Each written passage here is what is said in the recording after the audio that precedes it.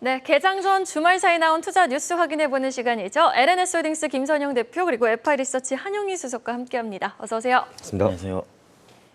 주요 투자 뉴스 화면을 통해 확인해보시죠. FN가이드에 따르면 추정치가 3개 이상 존재하는 상장사 189곳의 올해 3분기 영업이익 합계는 50조 4,211억 원으로 예상됐습니다. 한 달 전 집계한 예상치보다 6.6% 하락한 규모입니다. 관세청이 반도체 등 국가 첨단 산업 관세 분야 지원 방안을 발표했습니다. 이에 따라 관세청은 반도체, 바이오 등 국가 첨단 주력 산업 수출 지원을 위해 보세 공장 규제를 대거 폐지하고 통관 리스크 경감 및 신속 통관에도 박차를 가할 예정입니다. 추경호 부총리가 인도네시아 재무장관과 양자 면담을 통해 양국 간의 공급망 협력 강화 방안을 논의했습니다. 이 자리에서 추 부총리는 자원보국인 인도네시아의 업스트림과 한국의 다운스트림이 조화되는 공급망 협력을 강화해 나가자고 강조했습니다. 정부가 여행자 휴대폰 면세 한도를 상향하는 방안을 추진합니다. 8년 만에 600달러에서 800달러로 올립니다. BA.5에 이어 전파력이 9배나 더 강한 것으로 알려진 코로나 변이 바이러스 BA.2.75까지 국내에서 확인됨에 따라 국가감염병 위기대응자문위원장 정기석 교수는 하루 확진자가 이전 최대치인 62만 명을 넘을 가능성을 배제할 수 없다고 지적했습니다.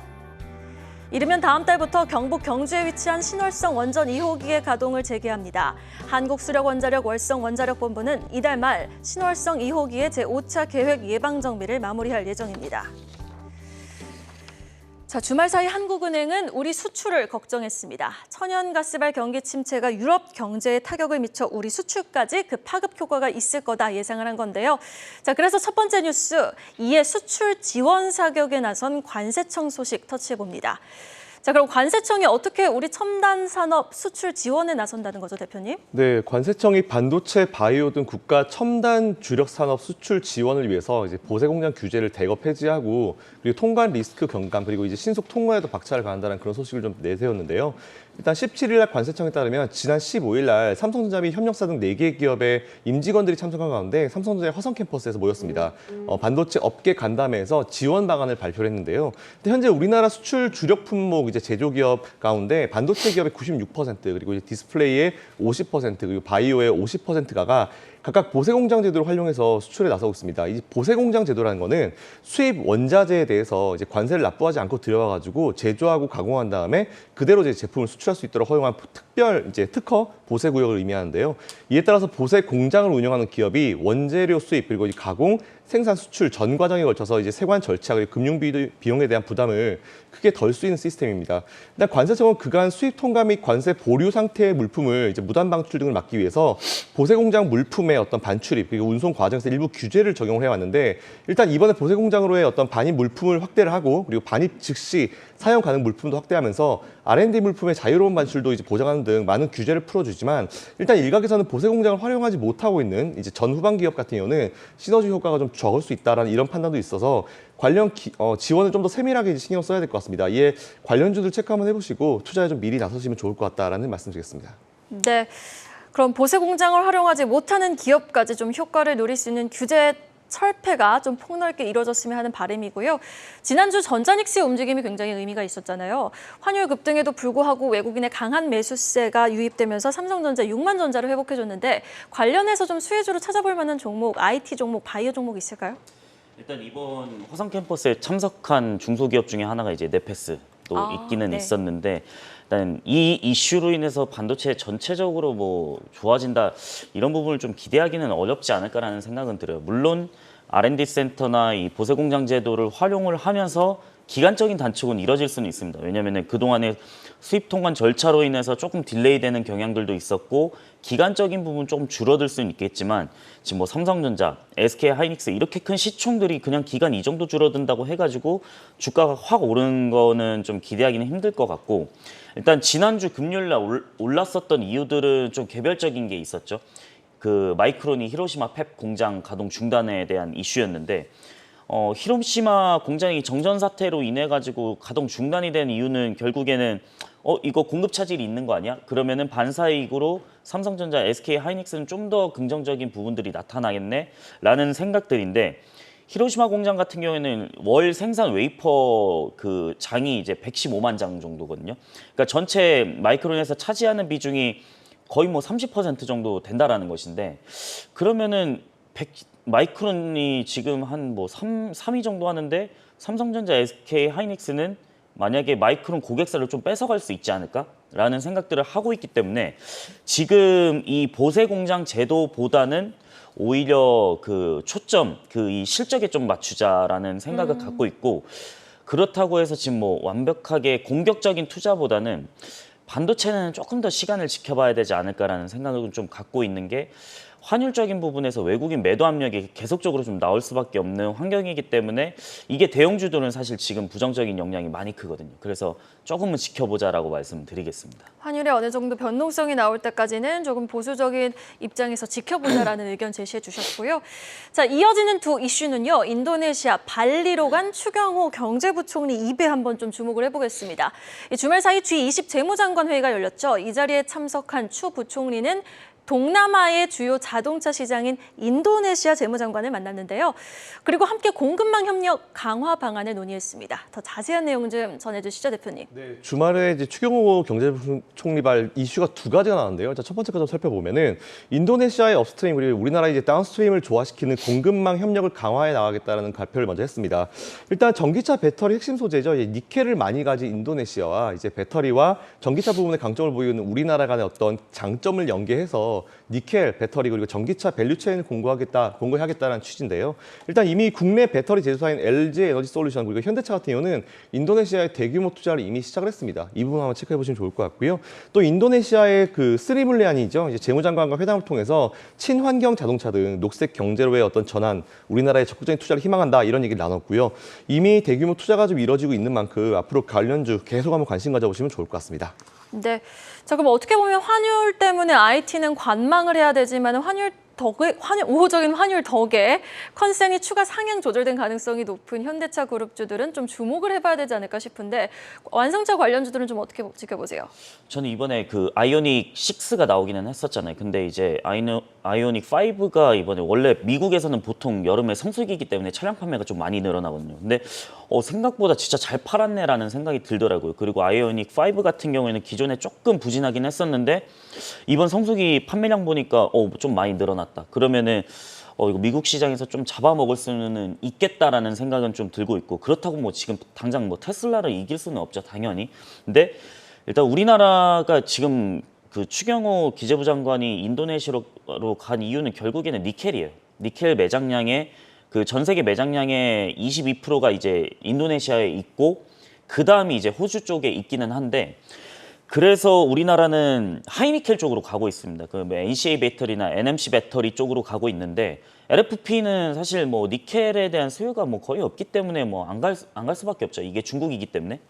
근데 우리나라는 뭐 LG 에너지 솔루션, 삼성 SDI, 그다음에 SK온 다 지금 하이니켈 쪽으로 가고 있기 때문에 인도네시아랑 손을 잡지 않으면 좀 힘듭니다. 그래서 뭐 현대차도 대규모 투자를 하려는 이유고 LG 에너지 솔루션도 투자를 하려는 이유인데, 그럼 생산량은 얼마나 되냐? 인도네시아가 37% 가까이 됩니다. 그 다음이 이제 필리핀 한 13% 정도 되는데, 일단 이렇게 봤을 때는 인도네시아 손을 거치지 않으면 니켈 확보가 좀 어렵다라는 거.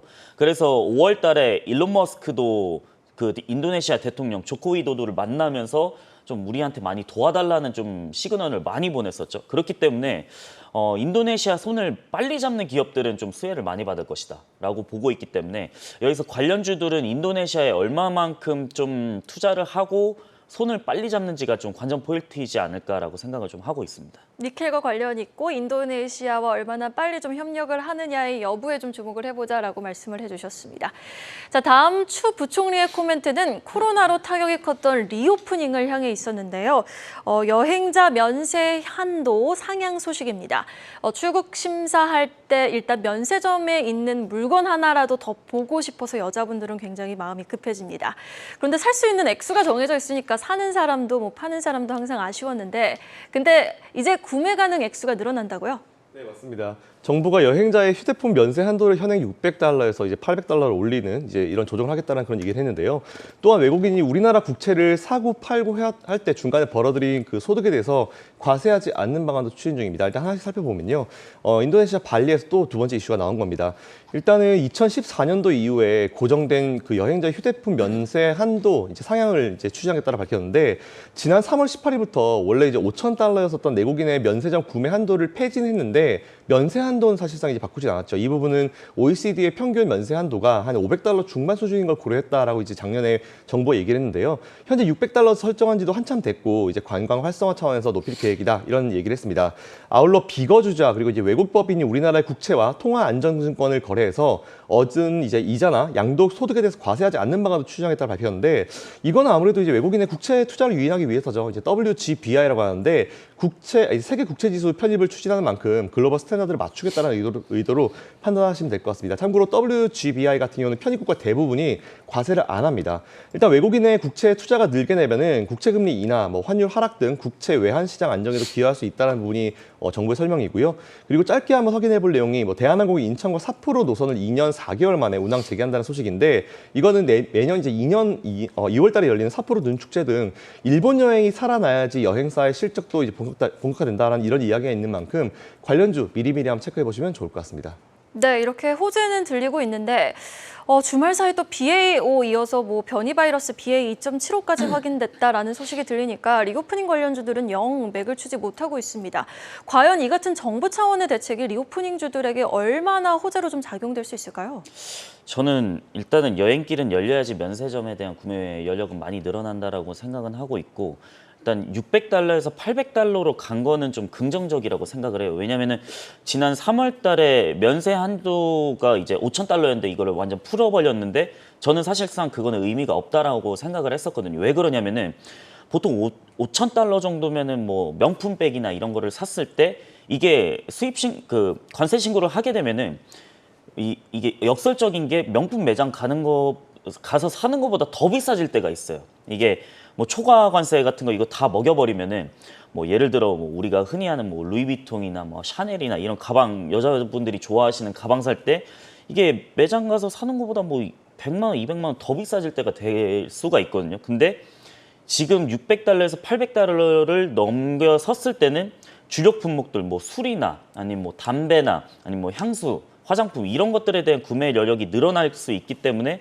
이거는 좀 긍정적인데 일단은 지금 항공통계 시스템 보시면은 전년 동기 대비해 가지고 정말 많이 늘어났습니다. 한 400% 출국자 수가 늘어나기는 했는데 일단 좀 더 많이 늘어나야 된다라는 게 제 생각이고 그다음에 일본 여행이 좀 많이 열려야 된다라는 게 제 생각입니다. 왜 그러냐면은 2019년도 코로나 터지기 전에 가장 많이 출국한 국가가 이제 일본 쪽이었거든요. 그렇기 때문에 그것을 보시고 좀 지켜보시는 게 어떨까라고 말씀을 좀 드리고 싶습니다. 네, 일본 편이 얼마나 증가하는지 여부에 좀 초점을 맞추고 지켜보자라고 말씀해 주셨고요. 마지막 이슈 원전 뉴스로 한번 마무리해 보도록 할게요. 신월성 2호기 가동이 다음 달부터 좀 재개가 된다고요? 네, 맞습니다. 이르면 다음 달부터 경북 경주에 위치해 있는 신월성 원전 2호기 가동을 재개한다는 소식이 들려오고 있는데요.